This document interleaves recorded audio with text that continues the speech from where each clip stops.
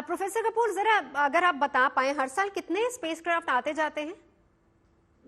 ये तो जो है अलग अलग स्पेस एजेंसीज के जो है इतने सारे प्रोग्राम्स हैं। कभी कोई हम्म। सैटेलाइट को छोड़ने जा रहे हैं, कहीं कहीं अर्थ ऑब्जर्वेशन सैटेलाइट है या कोई टेलीकम्युनिकेशन हम्म। सैटेलाइट है। सैटेलाइट तो हजारों की संख्या में है जो कि हम्म। पृथ्वी के चारों तरफ घूम रहे हैं। हाँ हाँ। इसके अलावा जो साइंस मिशन होते हैं उसमें भी कुछ ना कुछ ऐसे प्रोग्राम्स रहते हैं।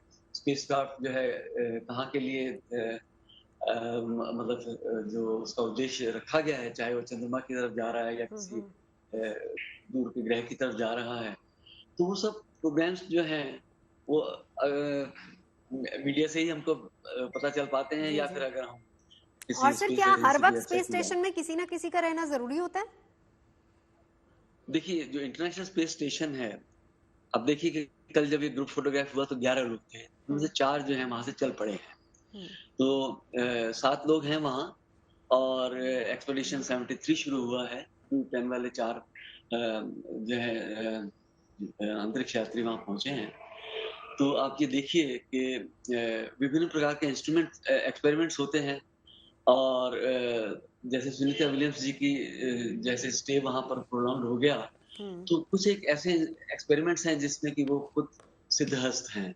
तो ये एक किस्म से एक मौका मिला कि वो उन एक्सपेरिमेंट्स को लंबे समय तक चला सकें। और इसके अलावा जो है जो एक्सपेरिमेंट्स हैं, आप ये समझिए करीब 200 होंगे या पता नहीं कितने होंगे, क्योंकि विभिन्न इंस्टीट्यूशंस के, विभिन्न एजेंसीज के अपने-अपने इंस्ट्रूमेंट्स हैं, उसको लेकर के जो है विभिन्न तरह की मापें होती हैं।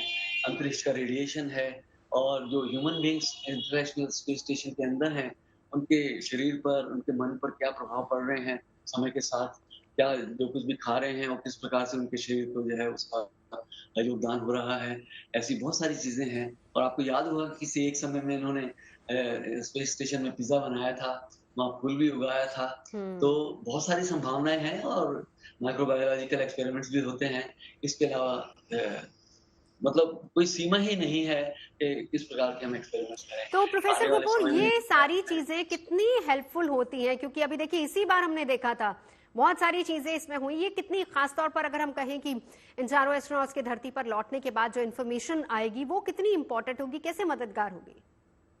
देखिए, जो शुरुआत आप ये समझिए कि चाहे 2000 साल पहले या 3000 साल पहले हमने सोचना शुरू किया कि जो ये विश्व है ये क्या है? हम्म। वो एक तस्वीर सी बड़ी थी जो एकदम से धुंधली थी।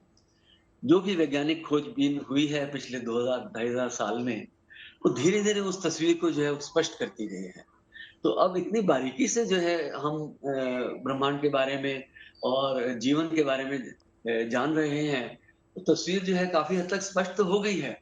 लेकिन जो जो बारीक प्रक्रियाएँ हैं और नई-नई बातें हैं, हम्म। वो हमेशा हमको मिलती रहेंगी। तो आप ये समझिए कि करीब सवा सौ साल पहले एक पेटेंट ऑफिस में एक व्यक्ति ने रिज़ाइन कर दिया कि अब कोई नए पेटेंट्स आ ही नहीं रहे हैं, नए आविष्कार नहीं हो रहे हैं। वो सन 1900 के आसपास की बात थी।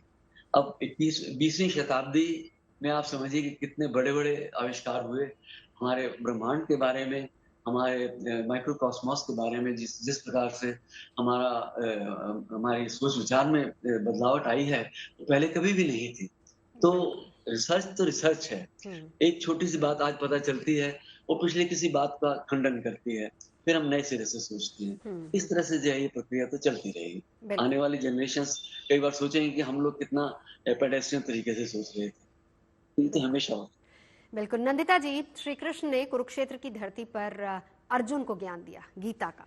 लेकिन अब वही ज्ञान केवल धरती पर नहीं, ब्रह्मांड में भी किसी का मार्गदर्शन कर रहा है। जी, बिल्कुल। और बहुत ही एक सुंदर प्रक्रिया है, क्योंकि ओम का साउंड अगर हम लेते हैं तो यूनिवर्स का साउंड जब देखते हैं ब्रह्मांड का, तो वो भी ओम का साउंड ही निकल के आता है।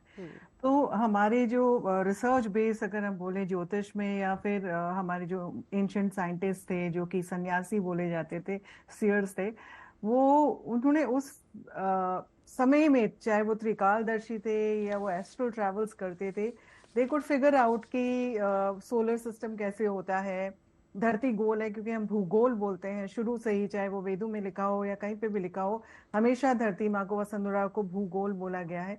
तो वो जानकारी पहले से थी। फिर आई थिंक एक रिग्रेशन का टाइम आ गया जहाँ पे बिल्कुल सब शांत हो गया, एंड दोबारा से अब एक्टिवेट हो रहा है, क्योंकि हम एक्वेरियन एज में आ गए हैं। हालांकि आपने लैंडिंग टाइम पूछा था, थोड़ा सा अभी वहां से अलग करके मैं देख रही थी, थोड़ा सा मुझे यहाँ पे I am not very confident, because जो प्लैनेट्स हैं वो हल्के से वायर हो रहे हैं, मे बी वेदर की वजह से कुछ हो, या बीच में कुछ हाँ, सर्टेन प्रोफेसर कपूर उसका जिक्र कर ही रहे थे। जी जी हाँ, बीच में थोड़े टाइम के लिए कुछ सैटेलाइट का कुछ गड़बड़ हो जाए या ऐसा हो जाए, आई डोंट नो, मतलब सम कम्युनिकेशन गैप हो जाए, कुछ ऐसा दिखता है मुझे। There could be a problem, because जो 5:57 PM है फ्लोरिडा टाइम की, उधर से देखें, बिकॉज वहां पे जाकर के लैंड करेगा, और लग्न बन जाता है सिंह राशि का। सिंह राशि जो है उसके स्वामी होते हैं सूर्य, अष्टम में, जो कि मृत्यु का स्थान है, वहां पे जाके बैठते हैं 3 और ग्रहों के साथ, उनमें से अधिकतर को अस्त कर देते हैं।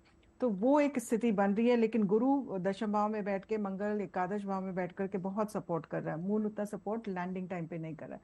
तो I think there could be a lot of emotional anxiety because of this slide communication error, या कुछ ऐसा हो सकता है, कुछ ऐसा हो for some maybe some time. लेकिन जब मैं सुनीता जी की कुंडली देखती हूँ तो वो बहुत स्ट्रांग है, केतु की उनकी महादशा है, शायद इस वजह से रुक रुक करके उनको वापसी का एक समय है, क्योंकि केतु अटक अटक के आपको सफलता देता है, या तीसरी बार में जाकर के सफलता देते हैं। तो वैसी स्थितियां उनके लिए भी बनी है, and this is the third time when finally she is able to come down to mother earth. But उसमें और शनि है, तो शनि जो है उनके लिए थोड़ा सा हेल्थ इश्यूज की मैं बात कर रही थी, तो नसों में कुछ प्रभाव लेके आ सकता है। पाँव में, शनि पाँव का कारक होता है, पाँव में कुछ कष्ट लेके आ सकता है। तो वो मैं पढ़ रही थी कि जनरली एस्ट्रोनॉट्स को होता है, तो I think she needs to be little careful, लेकिन मिड में के बाद उनके लिए समय अच्छा है। ज्ञान की हम बातें करें तो ज्ञान तो पूरे ब्रह्मांड में समाया हुआ है। हम अब सोच रहे हैं कि हम उसको वहां लेके जा रहे हैं, लेकिन उसका एक रेसिप्रोकल है, वो कहीं ना कहीं से वो वापस रिजाउंड करके या रिबाउंड करके वापस जा रहा है, आ रहा है। It is there. हम अब उस चीज को अडॉप्ट करने की कोशिश कर रहे हैं, उस ज्ञान को अर्जित करने की कोशिश कर रहे हैं। It is floating in the universe. आप उनके यूनिवर्स में वेव्स देख लीजिए, हम जितनी हीलिंग करते हैं वो थीटा वेव में जाकर के हीलिंग करते हैं, जितने और काफी मिराक्युलस हीलिंग करते हैं। तो वो सारी वेव्स जो है वो they are more on the higher plains and higher latitudes. तो उस तरह की स्थितियां, या डीपर कॉन्शियसनेस स्टेट में जाकर के शांत है, एकांत है। That is what Gita teachers, कि आप शांत रहिए, एकांत रहिए, और अपनी इनर जर्नी की तरफ रिफ्लेक्शंस लेके आइए, तो आप कठिन से कठिन समय को भी पूर्णतः रूप से अच्छी तरह से उसमें विजय प्राप्त कर सकते हैं। लेकिन अगर आप एंजाइटी में रहेंगे और बहुत ज्यादा तड़प करके कोई भी डिसीजन लेने की कोशिश करेंगे, तो आप कष्ट आएंगे।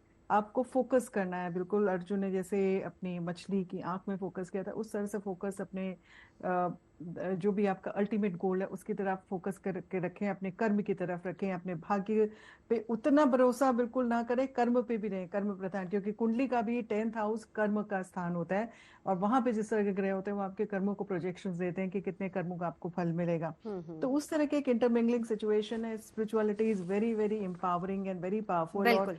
किसी भी व्यक्ति को डिप्रेशन से बाहर निकाल सकती है, किसी भी व्यक्ति को एक राह दिखा सकती है, जीवन में जीने का लक्ष्य उसका साध जी, सकती है। और अर्श से फर्श में अगर आप डिप्रेशन में पहुंचा सकती है, या स्पिरिचुअलिटी आपको फर्श से अर्श की तरफ भी लेके जा बिल्कुल सकती है। बिल्कुल।